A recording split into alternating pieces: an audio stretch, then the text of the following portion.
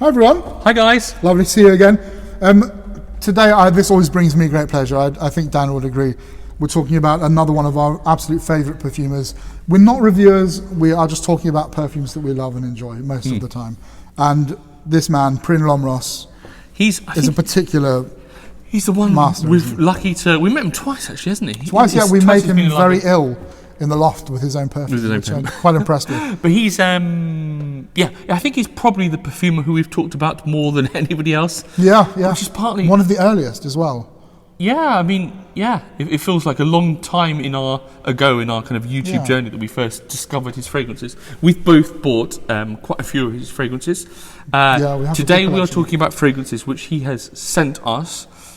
So if you're interested in that kind of thing, we have not paid for these. He sent us 2 bottles of Prin releases, one of his brands. He owns 3 brands, and then some samples from Strangers. Yeah, well, all of which I'm actually really excited to try because I keep reading about them and thinking, I must try that. Next time I'm in town, I'm going to go and pick it up, and never do. So it's very kind of him to send things for us to try. Well, that's one of the things. So he has released a lot of fragrances. I mean, I've kind of lost track. He's got his 3 brands, Prin and Persona, which are his higher level, more expensive, more luxurious materials, florals and your ouds and things like that, and then Strangers, which are slightly more fun, playful fragrances, with the price reflecting them. The Strangers are probably, I imagine, more popular, and I imagine they could, like his Cigar Rum Intense, they do very well, his big sellers. But to people like us, it's especially this Prin range seems to be a range when he's focusing on some kind of quite a lot of animalics recently. And it's where we started. Really, I mean, it's not, the name has changed, but we started with this range that include Turkish leather and Ayatollah and all those things now as they're renamed. So he's busy, prolific, creative, and he's one of the best kind of olfactory storytellers. Yeah, absolutely. There's so much personality and character in the fragrances. So we're going to start. This video is a sort of 2-part. We have 2 fragrances from Prin, P-R-I-N, the brand. So these are the slightly animalic, more expensive fragrances. So you're going to get a kind of full review of those. So I have worn the fragrances a bit, so you can see my opinions on the wearing experience, Joe's first impressions opinion. The second part of the video, we're going to look at 1, 2, 3, 4, 5, 6, 7 of the Strangers releases. They are just going to be first impressions. Yeah. So they're not. We've not tried these together. You're not going to get any talk about the dry down at all. So what you're going to get is as if we had gone into a shop and tried them. So we're going to start with Varuek. So Prin sent us these bottles. So if you are familiar with this brand, they are really no frills in terms of the bottles. He lists the materials, and they really are. It's just about the juice, and it's not about the bottle. Rightly so. Which these are not cheap. These are $190 for 30 ml or £140. So there's a bit of background to this fragrance, which I'm gonna explain as Joe smells this. I've worn this for several days on skin to get used to it, and the dry down. You hear Joe's opinion. So this is Varuek, which means wolf in Thai, and it's derived from the Sanskrit. So it's inspired by nomadism in Mongolia, and it's inspired by also a series of photographs. I might put a few up, although they're probably copyright. A series called Dark Heavens by the photographer Hamid Sadar Afghani, which is about shamans and hunters of Mongolia. I mean, very first thing is that it's unmistakable Prin. If you said to me who did that, Prin, no doubt. I mean, so this is in his category. He categorised this as animalic, smoky amber, and I would say the emphasis is on animalic. Yeah, I mean, it's really funky, dark smoke, rich. It's really rich. So for me, So we've mentioned this Prin, this collection Prin. There are a few fragrances which kind of focus on the animalic. So I'm thinking of particularly Mriga, which was this amazing, I think, the best synthetic deer musk fragrance I've ever smelt. Yeah, brilliant stuff. And the other one I'm thinking of is Arsalan, which is this amazing oud, but spicy kind of peppery, cuminy with florals and saffron.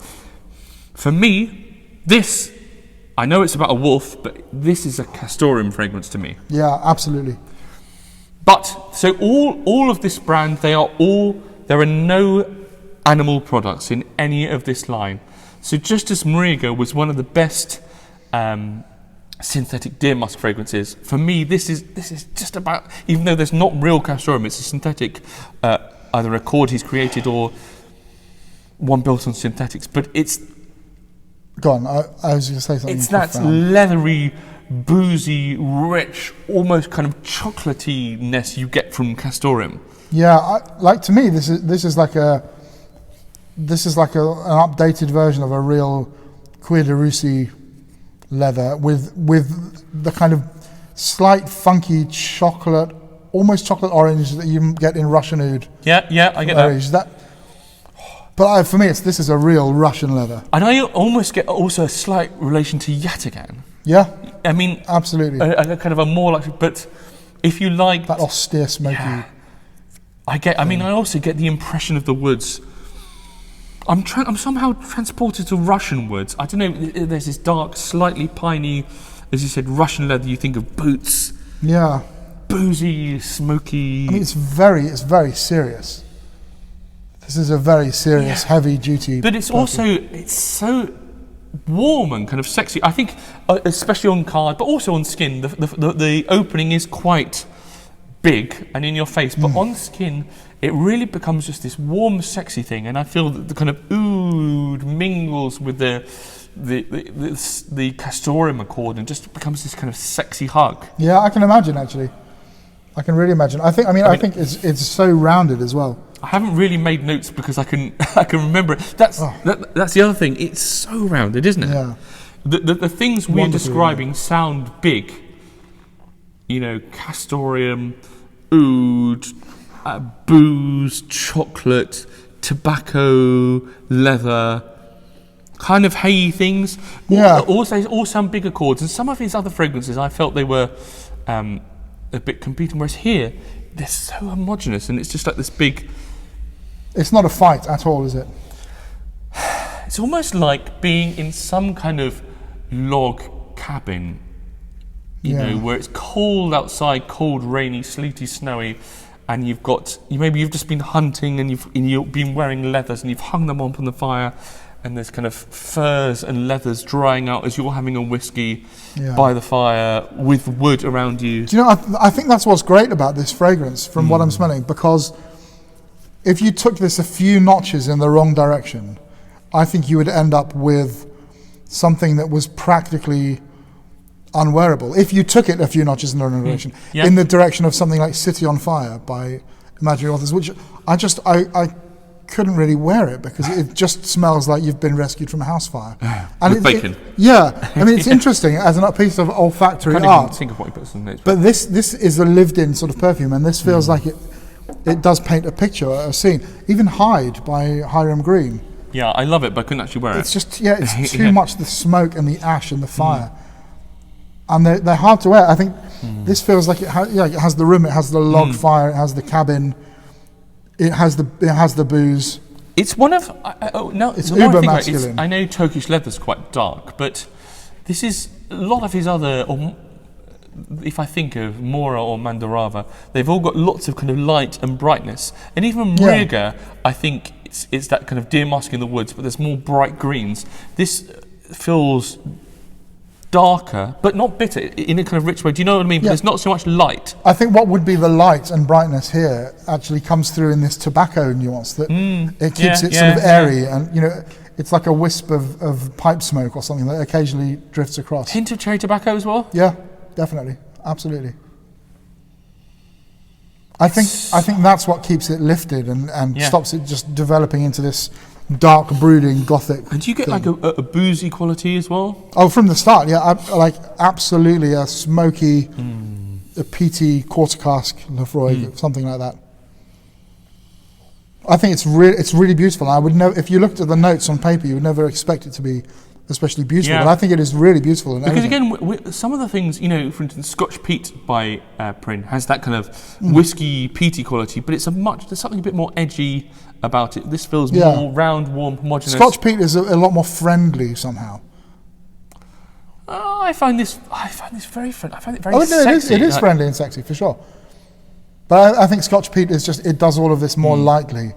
I think this is the real thing. This is like the 3D version of a 2D version. It's probably, so he lists Taiud. This doesn't feel, again, it doesn't feel particularly anything because it doesn't feel anything sticking out. But it feels like the oud is just completely it's just playing an instrument in the orchestra, isn't it? And it's so nice to wear. When I first put it on, it is quite big, and I kind of said to my wife, "What do you think of this?" She's like, "Oh, fucking hell!" But then afterwards, she came up and was like, "Oh, is that same one?" It really does. It's really beautiful. I mean, that tobacco for me is the star. If you love a tobacco, I love that tobacco-y note. Lovely woods. I sometimes also get this kind of almost Coromandelli, like polished wood thing. Do you know what I mean? Like those absolutely. wooden polished. The lacquer. I'm talking about the fragrance Coromandel, but it also refers to these lacquered screens. Yeah. And I really get this kind of lacquered wood screen, or like an old, nice wooden cabinet. Yeah, totally. Polished wooden. It's that lived-in thing again. Something that has absorbed all of the smells of a room over many years. Yeah. Really beautiful. In fact, now you say that, I get the picture of a room, which is maybe a room where they keep the china or the like plates or polished wood, which is also where people go to smoke and drink. Yeah, absolutely. And many years later, it's all in there. But there's still a bit of spice and smoke. I tell you what, that's a great fragrance. That's a success for me, a resounding success. It's so when Prin nails it. He really does. He really nails it. Right, next. From the moment I smelt it, I knew that I'd love that, and I do. So this is another one. So just a reminder, these bottles were sent to us by Prin.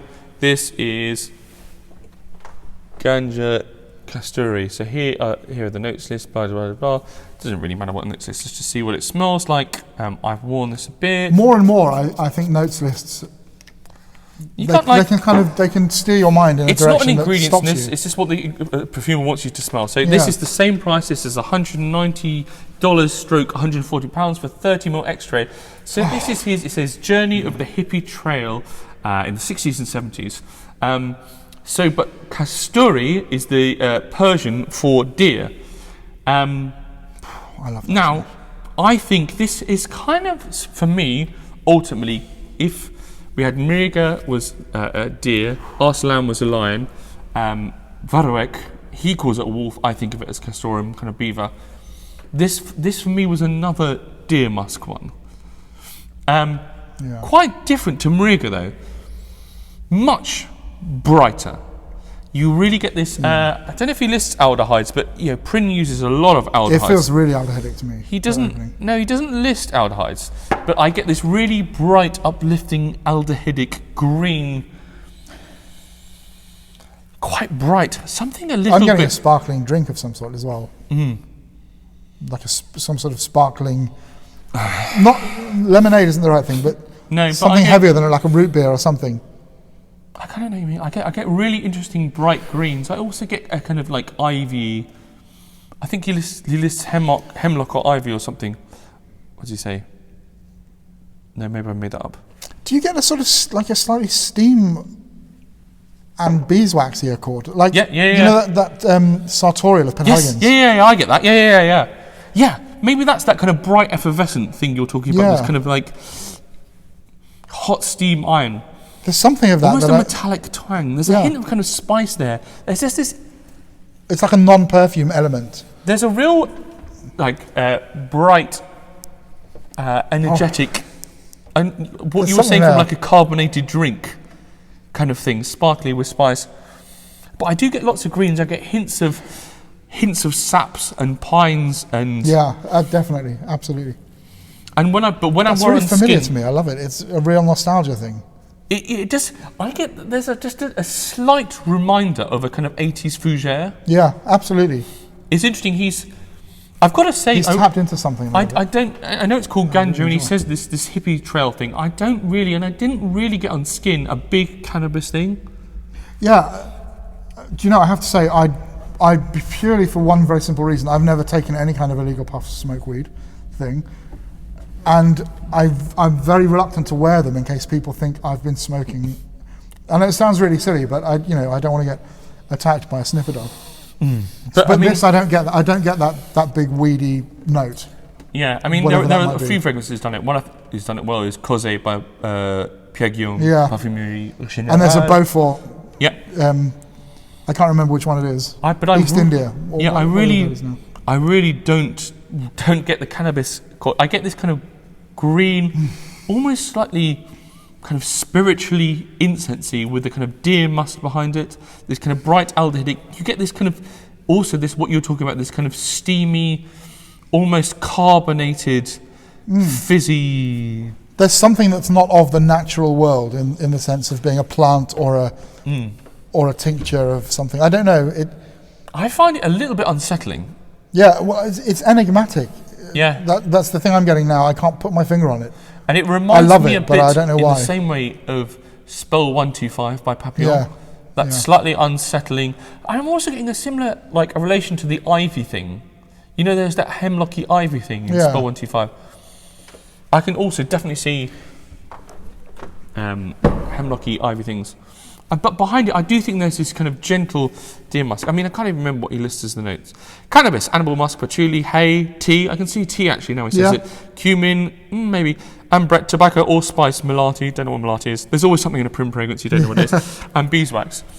Oh, there is beeswax. Yeah, so you're right with beeswax. But I also get this aldehyde, green ivy, hemlocky thing. It's very mysterious. I can't quite hone in. I love it. I think it's really, really bloody good. But troubling. Yeah. It is troubling. So, we may come back to those let's see how they in a moment. But now, we're moving on to some first impressions. I say in first impressions. The first one is not a total first impression.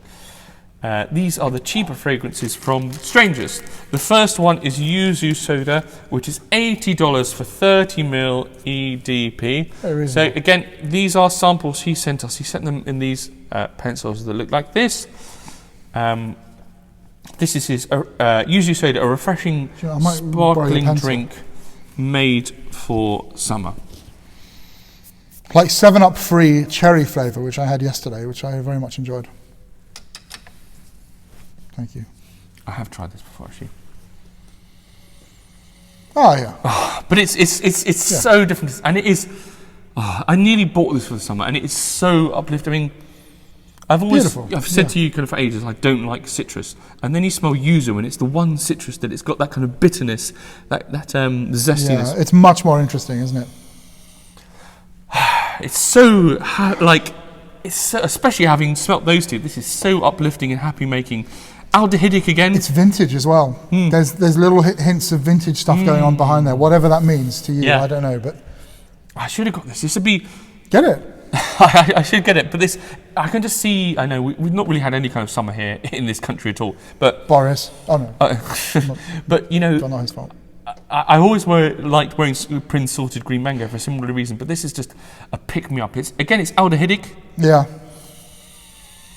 There's a bit of the old rubber beach ball is back as well, I think.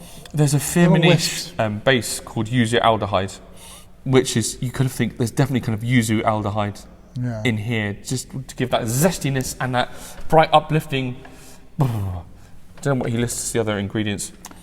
It's that cloudy lemonade thing. Oh, that I'm enjoying. I mean, this is like smelling a drink, isn't it? Yeah. Some mint in there, little hints of mojito and lemonade. I think there's a bit of aromatic complexity. Yeah. But some light florals without being, a floral. It's just really nice, isn't it? Yeah. It's really appealing and uplifting and energetic. But also, it's Probably got some good legs on it as well, I would imagine. It's got what's nice is it's a simple fragrance, isn't it? It's very straightforward. It's a kind of simple fizzy pick me up, and it's priced that way, but it smells so good.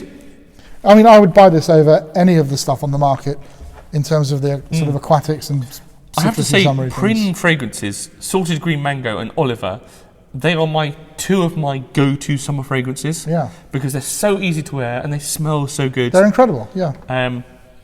Same with me with Arun Sawat. I love love that. It's addictive. Mm. Can I just jot down with your pencil the names of these, because yes, I want to make sure. I mean, most of the others I may not be able to easily get, which we'll come to, I guess. But yes, I'm going to just put the names on because I forget otherwise. An absolute winner. Next one is Sorta Fairytale in Hyde Park. So this is about inspired by his first impressions of Hyde Park in London. Yellow flowers, a bouquet of overwhelming spring beauty. So I think these are all the same price. They're all $80 for 30 ml, or Bloom in the UK convert $80 to £75 somehow. Yeah, I'm not sure how they do that. Oh. Okay, so that's not quite. That's quite. It's like a vintage white floral. Yeah, that's not quite what I expected. Actually, it's a bit more kind of chewy floral, and slightly more kind of honeyed, chewy, mimosa. I guess that's what he says. It is very mimosa. I like that a lot, though. I have to say. Oh, it's really bright floral, springy, happy. But it's like vintage floral Joan Collins, but then with a slug of bubblegum thrown in. Yeah, there's a real playful fruit, like sweet modernness to it, isn't it? What does he say? Oh, picture, Oris as well. There's a nice kind of leathery. Yeah, there's this leathery, suede backbone already beginning to show itself. What's great is I just these Strangers ranges. I think he's aiming at something quite accessible, but they're accessible in such a non-patronising. But also, it doesn't smell like a designer fragrance. No, it smells so much. I have to say, I think that's really, really beautiful. Yeah. I love that. If I smell that on someone, my nose would be in their neck all day. This makes me feel like the kind of weather we've not had much in this country at all. Yeah. We'll come back to these and smell these again. But there's a real honeyedness as well. Yeah. Without becoming cloying, it's not vanilla-y honey, just like a honeyed floral. And this little papyrus iris thing. Yeah, there's a hint of leathery iris, isn't there? Not blue iris, kind of a leathery iris, I'd say. Which just makes it a bit serious.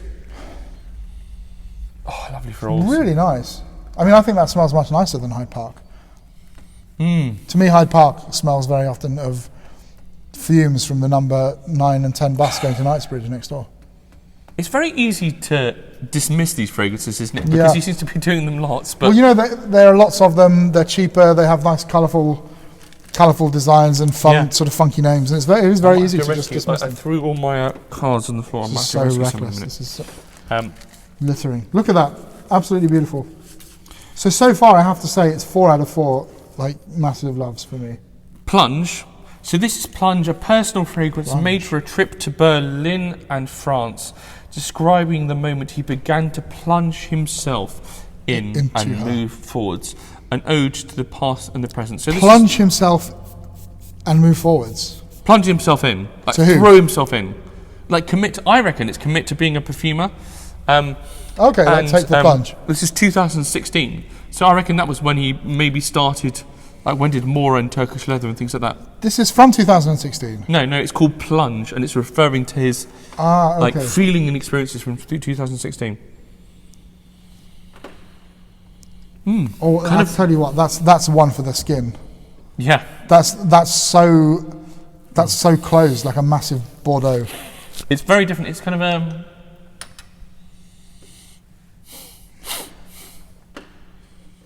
I feel like that's a leathery kind of. It's very different to the bright uplifting. I feel that's like a sour Pepsi Chypre. A sour Pepsi Chypre.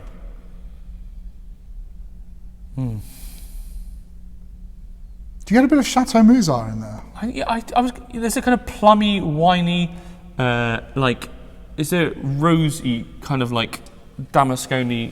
I'm getting big sort of slightly oxidized Chateau Moussard.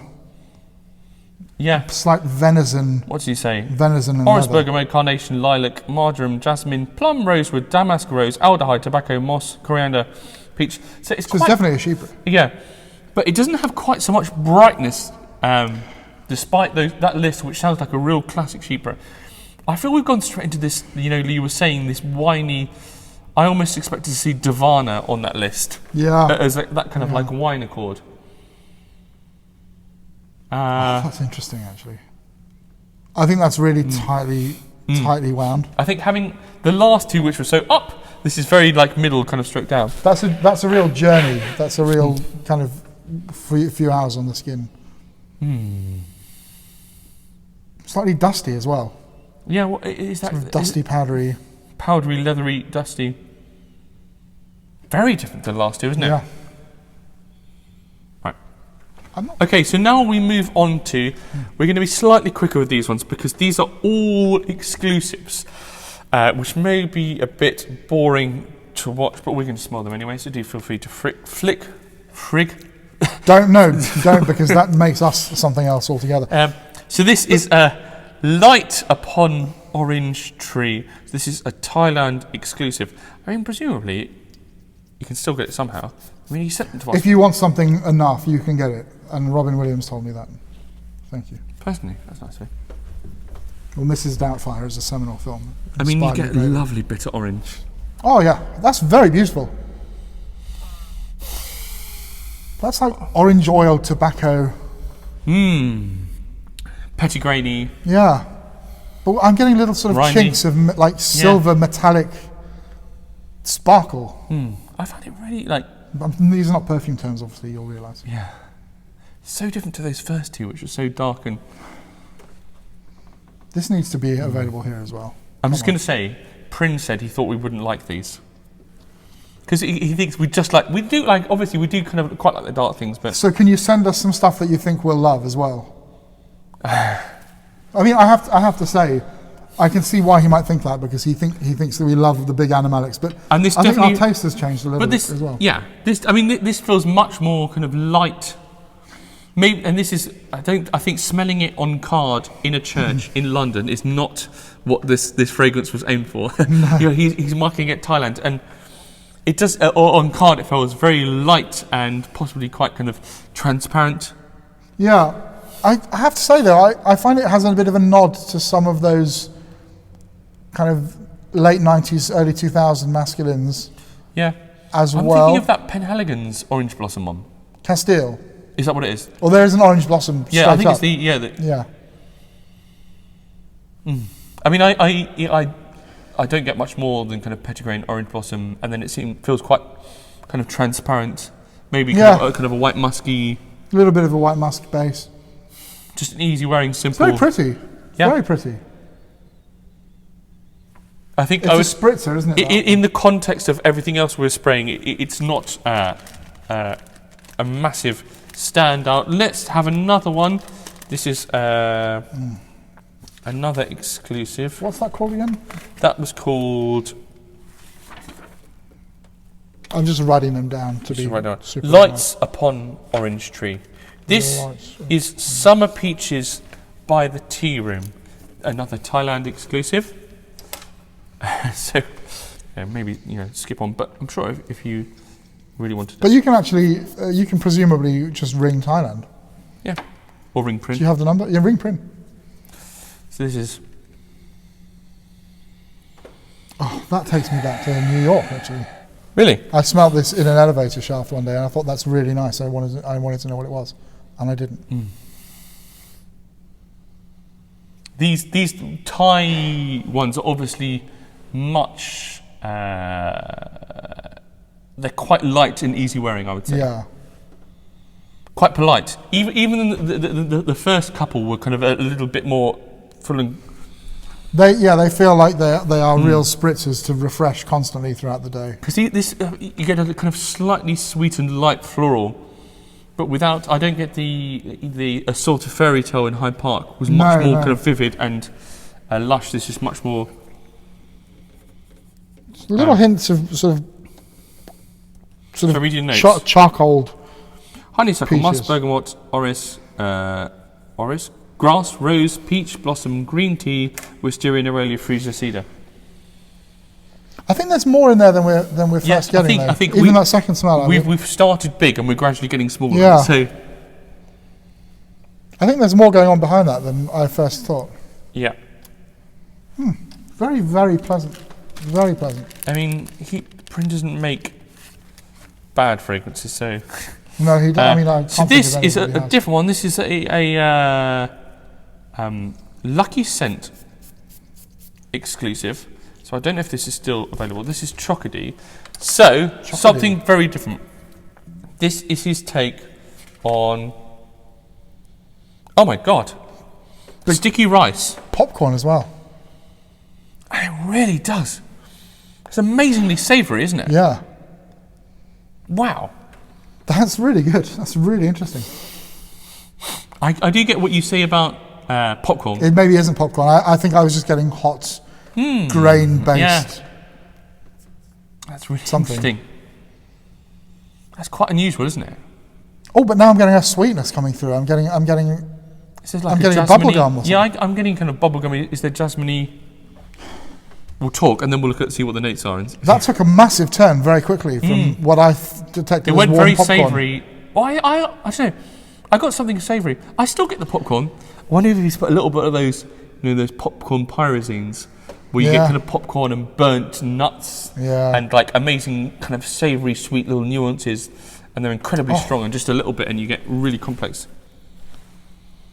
But if you picture hot sticky rice, in like in a street vendor, can you see that? Yeah, absolutely, 100%. That's really interesting, isn't it? Shall I look at the notes and see what it says? Yeah. He says pandan leaf, coconut, vetiver, chaminade, jasmine rice. There you go, jasmine rice. Cedar, frangipani, sandalwood, ambret, vanilla, black tea, jasmine sambac. Oh, so that sticky coconut rice. Yeah, so that's sticky, but there's jasmine. Definitely get the jasmine, but there's quite like a nice savoury twang, isn't it? There's a savouriness, but there's a beautiful, sweet little chink of light coming through as well. Yeah. That, I'd really like to wear that. I mean, I'm in quite a jasmine-y place at the moment, actually, in my life. That's a good place to be. Yeah. And this is quite an unusual one. That is. It's really good. The two Thailand exclusives, in the context of the way we've been smelling them, felt quite simple and transparent. Yeah. I'm quite enjoying this, actually. I am. I think it's like another olfactory experience, quite apart from flowers and woods and trees and outdoorsy things. Last one we're going to talk about today. This is based on a video game. This is for the Chinese. It's a Chinese exclusive, Punk 2077, which is a video game, as I understand it, a sort of dystopian action roleplay thing. I have no idea what to expect for this, but this is a Chinese exclusive. Oh, okay, that's quite big. Oh yeah! Wow. That's quite hefty straight away. Yeah. A Prin again straight away. Yeah, and I automatically get this kind of like bright neon lights, especially having had the last one where we smelt. I also get this like beautiful, friendly Dettol antibacterial metallic surface, like on a Japanese bullet train. It's weird. This is really interesting. There's lots of metallic. It smells like neon lights, almost sounds like a bit burnt lights, like burnt dust. Yeah. There's a kind of like fruitiness, like a Damascone fruitiness. Do you get that cleaner thing though? But I get a real antibacterial, not like the gels we get, but like Dettol. Yeah. Almost like a wonderful bleachy effect. I love it, by the way. I don't think that's It's so ziggy, and having had we had these two slightly kind of fruity floral things, which are very, very, very, very mellow. Then we have that almost savoury sticky rice, and now this is feels incredible, actually. Like super 3D, like a million miles an hour. Oh, there's a real metallic. I don't know if there's like a bit of rose, a tiny bit of rose oxide or something, which is getting that. I'm starting to get now like floral things coming through. Once that initial bright. It's like a bright flash of light, like a stun grenade at first. What does he say? Patchouli, orris, mandarin, elemi, blackcurrant, green apple, amber, gunpowder, pine, metallic, cinnamon, tobacco, lavender, vanilla, geranium. I mean, he gets all those things. I would say the gunpowder I could get, the metallic. There's definitely kind of fruity, floral things underneath, but they feel like they're ramped up into this kind of like video gamey 3D neon. Yeah, it's very sort of Chockedee, isn't it? And pick and mix sweets. It feels like fast and energetic.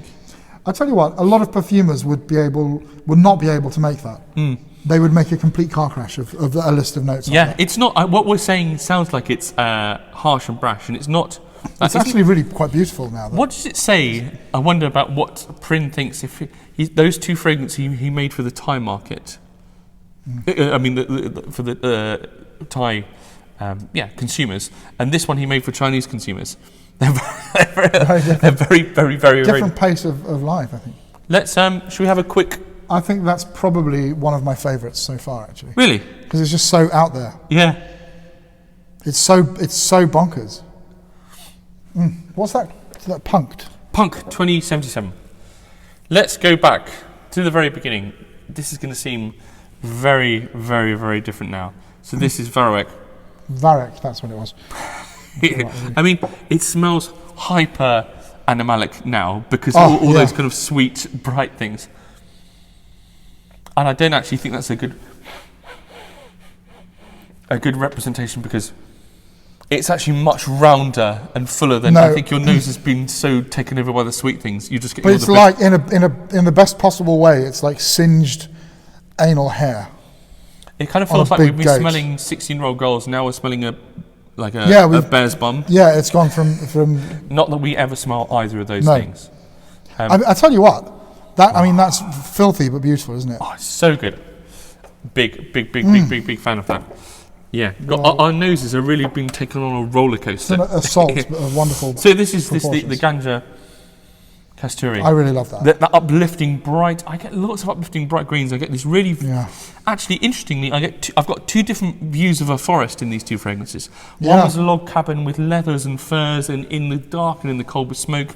This much more uplifting bright greens, flecks of kind of fizzy energy. And it's very friendly and very, but still very, very mysterious. It's like an enigmatic friend you don't know much about. There's that slight musky warmth, but I now feel, I don't know what's going to happen now I'm going back to Yuzu soda. This will be very strange. Very happy making. So zesty, isn't it? It's just like you can almost bite through the skin. Yeah, it's not even gently the juice spicy. Or the flesh. It's just, it's the rind. Yeah. That's a hot weather. Oh. Yeah, I mean, I would wear that in the autumn just to remind me of a nice warm day, yeah. I should have bought that for the summer. Not that we have much summer, but... Get yourself a bottle, it'll be here by tomorrow. Or the following day. That I'm really... Big fan of that. Oh, I do love this, I have to say. This has now gone, this sort of fairy tale, for me it's very mimosa-y. Like very almost sugary. Yeah. Slightly saccharine, only slightly. Just little hints. I'm getting like jelly beans. Jelly beans and papyrus. I mean, maybe it's compared to the last few, but on card, just smelling it like this has gone a bit sweet for my taste. I'd like to try that on skin. And again, now we're going to plunge ourselves into Plunge. Definitely get that winey chord. Yeah. I don't know if he was aiming for something winey. I thought, from his description, he was looking to the past and the future. With it's still quite close, though. It feels like there's this upper wine accord, something a little bit leathery, but then everything underneath it is just hiding and waiting for warm skin. Yeah, you feel like you're waiting for it to... It's very interesting. I'm not I'm not sure where that's going to go. Oh, this is really nice. This lights upon the orange tree. Very beautiful. It's such a nice. Again, it almost seems like a kind of soliflor of a kind of like pettigrain, neroli orange blossom thing. That to me, it's like if you've heard a great piano recital of the Hammerklavier Sonata of Beethoven and the Goldberg variations, and then the pianist comes back to do an encore and just plays a very simple two-part invention, or the Bach Prelude in C from the 48. Simple, beautiful, clean. Very transparent. Nowhere to hide. Really elegant. Yeah. And this is Summer Peaches in Tea Room. Again, it's even... Actually, you get lovely peachiness, don't you? Peach is something which is not always easy to do well. Nice syrupy peach. Not too syrupy. It still feels quite light and transparent. Again, I think this is maybe one you need to wear on skin, not in a church in the cold in London. See, but for me, peaches are... They're a hard thing because I just want them to be the beginning of a big voluptuous sheep. I want it to be Mitsuko. Yeah. On their own, I struggle a little bit to get excited by them. It's very pretty and straight, which I love. This Chockedee, I think, is really interesting. I definitely get the jasmine, but there's that interesting savoury twang. Almost something ever so slightly dirty to it as well. Yeah, do you know, I remember with Dan and I were talking earlier about our days, back in the day I taught at a boarding school, and there was often that smell in the boarding house and the dorm rooms of like slightly warm trainers. So they weren't smelly in a horrible way, but that sort of warm there, in 3 weeks. Trainers, In 3 weeks it's going to go in a funny direction. If you wear them every day, but at the moment it's just lived in. Sort of human skin with a bit of cocoa. Let's try this punk. Yeah, I'm excited about this now.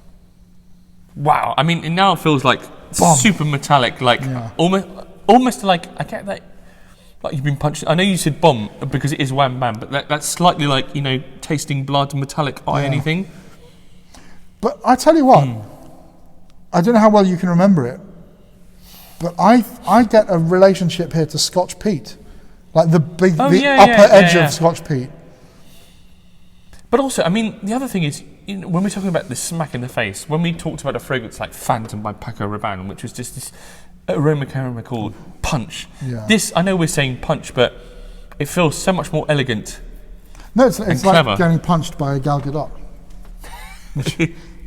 Who minds that? Yeah. And there's a beautiful fruitiness going on underneath it. Yeah, I was just thinking, I almost get a hint of that wininess we got in Plunge. It's actually really quite beautiful, isn't it? I think that's a fantastic selection. Very varied selection. So those, I mean, all the price is much lower on all of those. More than half the price, $80 for a 30 ml as opposed to $190 for a 30 ml of these two bottles. And I have to say, I think you're getting a really good deal with any of those. I think we're not trying to sell them. That's not our that Yuzu soda is one. Yeah, you should. It's you should an do it, absolute mate. summer winner. Crack it out. I mean, obviously the Varuek really appeals to me as well. How about you? I love the punk. Chockedee I really loved. Of the sort of the more florals, the Hyde Park I really enjoyed. There's just a little something sweet there that I find appealing. Not too sweet, but just on the edge. It's such good storytelling. And the Ganja is fantastic. He's such a good storyteller with his fragrances are. And he allows you the freedom to go there. He sort of hints at something, but then he just lets your imagination run away because there's so much in these. I mean, I know you can make it what you want to make. I know he's releasing a lot of fragrances, but I all feel they've got something to say. Oh, absolutely. They all have personality straight away. And even the ones that we might not. I mean, I don't think there are any here that don't work. But even in the past, if there's anything that we thought, I'm not sure about that, or does that work for me? Would I wear that? Even in those, there's been a sort of boldness of design and a boldness of execution that I think. Yeah, and in a way, it's funny because he says he thinks we're not going to like the Strangers ones, but I like them. I think they've got like their personality, and maybe they don't have oud and like champagne and all that stuff. They don't need it. They're fun and they're clever and well executed, which I really enjoy. That's it. They do what they do brilliantly, and with bags of personality. I think that's all you can ever really ask for in perfume. So there you go. Fantastic. A long, rambling, video as you'd kind of expect from us. But there you go. But I think nothing has changed today in terms of our love of Prin and what he does. Yeah, he does the big, heavy, animalic, dramatic, rich fragrances really, really well, and also can turn himself to these characterful, fun, easy-wearing, summer freshies, which I would grab for in an instant. That's it. The variety is incredible, isn't it? And I think the fact that he clearly does such a wide range of stuff, but all with conviction and sort of personality, like we've said already. I think it's a mark of a great perfumer. Yeah. He's not stuck in one lane.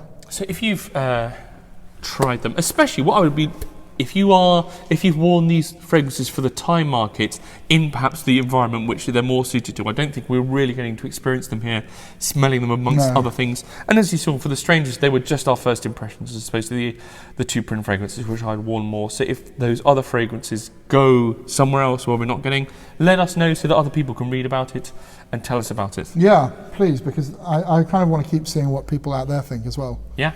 We have our opinions and they're great, but obviously they're the best opinions, but what do you guys think? But until next time, bye. Happy sniffing.